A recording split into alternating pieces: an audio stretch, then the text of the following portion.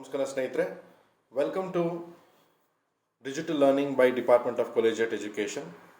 ಇಂದಿನ ಸೆಷನಲ್ಲಿ we will be discussing about the standard deviation, meaning of standard deviation, what is the relationship between standard deviation and the measures of dispersion, ಮತ್ತು standard ಡಿವಿಯೇಷನ್ಗೂ mean ಡಿವಿಯೇಷನ್ಗೂ ಇರುವಂತಹ ವ್ಯತ್ಯಾಸಗಳು, ಮತ್ತು ಯಾವ ರೀತಿ ನಾವು ಸ್ಟ್ಯಾಂಡರ್ಡ್ ಡಿವಿಯೇಷನನ್ನು ಕ್ಯಾಲ್ಕುಲೇಟ್ ಮಾಡ್ಬೋದು, ಇವೆಲ್ಲವನ್ನು ಇವತ್ತಿನ ಸೆಷನಲ್ಲಿ let's discuss. This is under chapter 4, which is measures of dispersion of the subject quantitative analysis 1 for BCom programme. ನನ್ನ ಹೆಸರು Manjunath CV, working as assistant professor at government first grade college CS Pura. So before we go into today's session, let us look into what we have discussed in our previous session. ಹಳೆ ಸೆಷನಲ್ಲಿ ಏನೇನು ಚರ್ಚೆ ಮಾಡಿದ್ವಿ ಅಂದರೆ, ಮೀನ್ deviation ಅಂದರೆ ಏನು, ಅದರ ಅರ್ಥ ಏನು, ಯಾವ ರೀತಿ ಮೀನ್ ಡಿವಿಯೇಷನ್ ನಾವು ಮೀನ್, ಮೀಡಿಯನ್, ಮೋಡ್ ಈ ಮೂರು ಡಿಫ್ರೆಂಟ್ ಮೆಷರ್ಸ್ ಆಫ್ ಸೆಂಟ್ರಲ್ ಟೆಂಡೆನ್ಸಿಯಿಂದ ಯಾವ ರೀತಿ ಕ್ಯಾಲ್ಕುಲೇಟ್ ಮಾಡಬೇಕು in the case of individual series, discrete series and continuous series. So ಈ ಸೆಷನ್ನಿನ ಉದ್ದೇಶ ವಿದ್ಯಾರ್ಥಿಗಳು ಸ್ಟ್ಯಾಂಡರ್ಡ್ ಡಿವಿಯೇಷನ್ನ ಅರ್ಥ ಮಾಡ್ಕೋಬೇಕು. ಮೋಸ್ಟ್ ಇಂಪಾರ್ಟೆಂಟಾಗಿ ಮೀನ್ ಡಿವಿಯೇಷನ್ ಮತ್ತು ಸ್ಟ್ಯಾಂಡರ್ಡ್ ಡಿವಿಯೇಷನ್ಗೆ ಇರುವ ವ್ಯತ್ಯಾಸಗಳೇನು, ಯಾವ ಸಂದರ್ಭದಲ್ಲಿ ಇದನ್ನು ಬಳಸ್ಕೋಬೇಕು, ಮತ್ತು ಯಾವ ರೀತಿ ಸ್ಟ್ಯಾಂಡರ್ಡ್ ಡಿವಿಯೇಷನ್ನ ನಾವು ಕ್ಯಾಲ್ಕುಲೇಟ್ ಮಾಡಬೇಕಾಗುತ್ತೆ in the case of individual series, discrete series ಮತ್ತು continuous series. One more important point, mean ಡಿವಿಯೇಷನ್ನ ನಾವು 3 ಡಿಫ್ರೆಂಟ್ ಮೆಷರ್ಸ್ ಆಫ್ ಸೆಂಟ್ರಲ್ ಟೆಂಡೆನ್ಸಿಯಿಂದ ಕ್ಯಾಲ್ಕುಲೇಟ್ ಮಾಡ್ಬೋದು, which is mean, median and mode. ಆದರೆ ಸ್ಟ್ಯಾಂಡರ್ಡ್ ಡಿವಿಯೇಷನ್ನ we will calculate only from one measure of central tendency, that is mean. ಮೀನಿಂದ ಮಾತ್ರ ನಾವು standard ಡಿವಿಯೇಷನ್ನ ಕ್ಯಾಲ್ಕುಲೇಟ್ ಮಾಡ್ತೀವಿ. ಸೊ ಇಲ್ಲಿ ಕ್ಯಾಲ್ಕುಲೇಟ್ ಮಾಡಬೇಕಾದ್ರೆ ನಾವು ಕನ್ಸಿಡರ್ಡ್ ಮೀನಲ್ಲಿ ಒಂದು ಆ್ಯಕ್ಚುಯಲ್ ಮೀನ್ ಕ್ಯಾಲ್ಕುಲೇಟ್ ಮಾಡೋದು, ಮತ್ತೊಂದು ನಾವೇ ಒಂದು ಮೀನನ್ನು ಅಸ್ಯೂಮ್ ಮಾಡಿಕೊಂಡು ಅಸ್ಯೂಮ್ಡ್ ಮೀನಿಂದ ಸ್ಟ್ಯಾಂಡರ್ಡ್ ಡಿವಿಯೇಷನ್ ಯಾವ ರೀತಿ ಕಂಡುಹಿಡಿಯಬೇಕು. This is what will be discussing in today's session.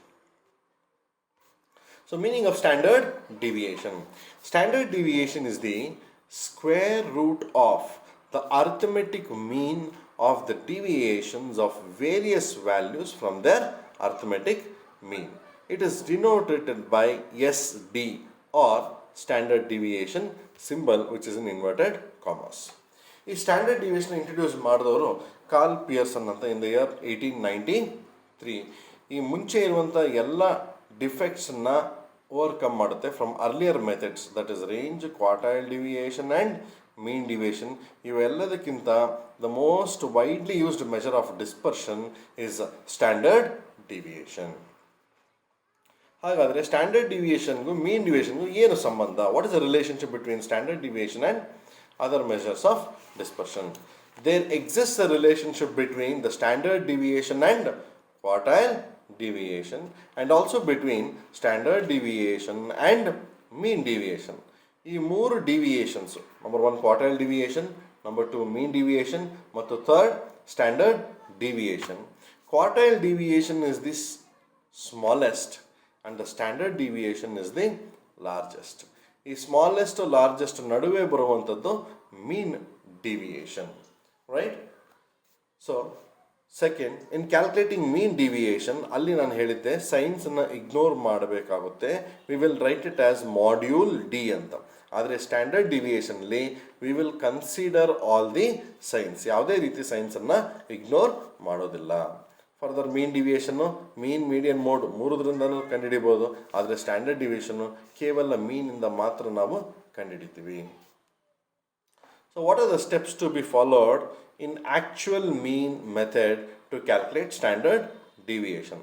ಆಗಲೇ ಹೇಳಿದೆ ವಿದ್ಯಾರ್ಥಿಗಳೇ, ನಿಮಗೆ ಮೀನಲ್ಲಿ ಐದರ್ ನೀವು ಕಂಡುಹಿಡಿದು ಆ್ಯಕ್ಚುಯಲ್ ಮೀನನ್ನು ಆ ಮೀನಿಂದ ಸ್ಟ್ಯಾಂಡರ್ಡ್ ಡಿವಿಯೇಷನ್ ಕಂಡುಹಿಡಿಬೋದು, ಅಥವಾ ನಿಮಗೆ ಅನುಕೂಲಕ್ಕೆ ತಕ್ಕಂತೆ ಕೊಟ್ಟಿರುವ ವ್ಯಾಲ್ಯೂಸಲ್ಲಿ ಯಾವುದೋ ಒಂದನ್ನು ಅಸ್ಯೂಮ್ಡ್ ಮೀನ್ ಅಂತ ತಗೊಂಡು ನೀವು ಸ್ಟ್ಯಾಂಡರ್ಡ್ ಡಿವಿಯೇಷನ್ ಕಂಡುಹಿಡಿಬೋದು. So there are 2 ways: standard deviation from actual mean, second standard deviation from assumed mean. ಇವೆರಡರಲ್ಲಿ let us discuss the first method, which is calculating standard deviation from actual mean. So following steps number 1, 2, 3, 4, 5, 6 ಅಂತ ಇದೆ. So step number 1, first calculate the arithmetic mean, that is x bar. Second, calculate the deviations from arithmetic mean. So deviations ಏನಪ್ಪ ಅಂದರೆ x minus x bar, ಇದನ್ನ we will call it as dx. Step 3, square the deviation in order to remove the sign of deviations. ಅಲ್ಲಿ ಮೀನ್ ಡಿವಿಯೇಷನಲ್ಲಿ ಡೈರೆಕ್ಟಾಗಿ ತೆಗೆದಾಕ್ತಾ ಇದ್ವಿ through module d, ಆದರೆ standard ಡಿವಿಯೇಷನ್ಗೆ ಸೈನ್ನ ತೆಗಿತೀವಿ by multiplying d into d x into d x. Therefore we are squaring the ಡಿವಿಯೇಷನ್ಸ್. x minus x bar the whole square is equal to dx square. Step number 4, multiply dx square with the respective frequency and the resulting figure will be f dx square only in case of discrete series and continuous series. Step number 5, total the dx square column in case of individual series and f dx square in case of discrete and continuous series. Finally, apply the formula to get the standard deviation. So, ಅದೇ ರೀತಿ we will follow different steps in case of assumed mean method. Assumed mean method ಅಲ್ಲಿ ಹೇಗಪ್ಪ ಮಾಡ್ತೀವಿ ಅಂದರೆ ಅಲ್ಲಿ actual ಮೀನ್ ಕಂಡುಹಿಡಿತಾ ಇದ್ವಿ. ಇಲ್ಲಿ assumed ಮೀನಲ್ಲಿ ನಾವೇ ಒಂದು ಫಿಗರ್ನ ಅಸ್ಯೂಮ್ಡ್ ಮೀನ್ ಅಂತ ಅಂದ್ಕೊಳ್ಳೋದ್ರಿಂದ we need not calculate the actual mean. So, first step is calculate the deviation from assumed mean. X minus a divided by I is equal to dx. Square the deviation in order to remove the sign of deviation, that is dx square. Total the dx square column in case of discrete and continuous series, and finally apply the formula to get the standard deviation. So individual series ಮತ್ತು discrete and continuous ಸೀರೀಸ್ಗೆ ಯಾವ ರೀತಿ ಫಾರ್ಮುಲಾನ apply ಮಾಡಬೇಕು? Individual ಸೀರೀಸ್ಗೆ using which method? Actual mean method. Standard deviation is equal to square root of sigma within bracket x minus x bar the whole square divided by N.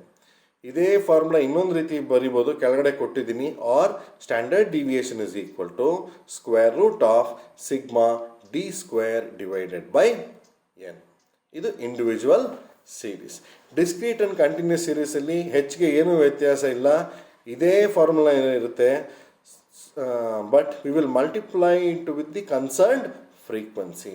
ಹಾಗಾಗಿ standard deviation is equal to square root of sigma f d square divided by n. So ಮೇಲ್ಗಡೆ ಇದೆ ಅದೇ ಇನ್ನೊಂದು ರೀತಿ. Standard deviation is equal to square root of sigma f into x minus x bar the whole square divided by n. ನೀವು either ಮೇಲ್ಗಡೆ formula ಆದರೂ apply ಮಾಡ್ಬೋದು, ಅಥವಾ ಅದರ ಕೆಳಗಡೆ ಕೊಟ್ಟಿರೋಂಥ ಡೈರೆಕ್ಟ್ ಫಾರ್ಮುಲಾ ಆದರೂ ಅಪ್ಲೈ ಮಾಡ್ಬೋದು. Any formula can be followed. ಈಗ ನೋಡಿದ್ದು ಆ್ಯಕ್ಚುಯಲ್ ಮೀನಲ್ಲಿ. ನೆಕ್ಸ್ಟ್ ನೋಡ್ತಾ ಇರೋದು ಅಸ್ಯೂಮ್ಡ್ ಮೀನ್. ಅಸ್ಯೂಮ್ಡ್ ಮೀನಲ್ಲಿ ನಾವು ಯಾವ ರೀತಿ in case of individual series and discrete series and continuous series ನಾವು ಯಾವ ರೀತಿ ಸ್ಟ್ಯಾಂಡರ್ಡ್ ಡಿವಿಯೇಷನ್ನ ಕ್ಯಾಲ್ಕುಲೇಟ್ ಮಾಡಬೇಕು ಅಂತ. ಸೊ ಅಸ್ಯೂಮ್ಡ್ ಮೀನಿಗೆ ಬಂದಾಗ ನಮ್ಗೆ ಇಲ್ಲಿ ಎರಡು ಮೆಥಡ್ಸ್ ಇದೆ ನೋಡಿ. ಒಂದು point number A shortcut method, point number B step deviation method.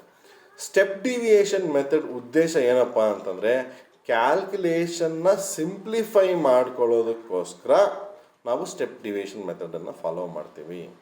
Calculation simplification ಏನು ಬೇಡ ಅಂದರೆ we will follow the shortcut method. ಎರಡು ಮೋರ್ ಆರ್ ಲೆಸ್ ಸೇಮ್ ಇರುತ್ತೆ. ಸ್ಟೆಪ್ ಡಿವಿಯೇಷನಲ್ಲಿ ನಾವು ಏನಪ್ಪ ಮಾಡ್ತೀವಿ ಅಂದರೆ ದ ಕ್ಲಾಸ್ ಇಂಟರ್ವಲ್ಸ್ ಡಿಫ್ರೆನ್ಸನ್ನು ಕನ್ಸಿಡರ್ ಮಾಡ್ತೀವಿ. ಬೇರೆದರಲ್ಲಿ ಕ್ಲಾಸ್ ಇಂಟರ್ವಲ್ ಸೈಜಸ್ನ ಕನ್ಸಿಡರು ಮಾಡಲ್ಲ. So coming to individual series shortcut ಮೆಥಡಲ್ಲಿ standard deviation is equal to square root of sigma d square divided by n minus sigma d divided by n the whole square. This is in case of individual series.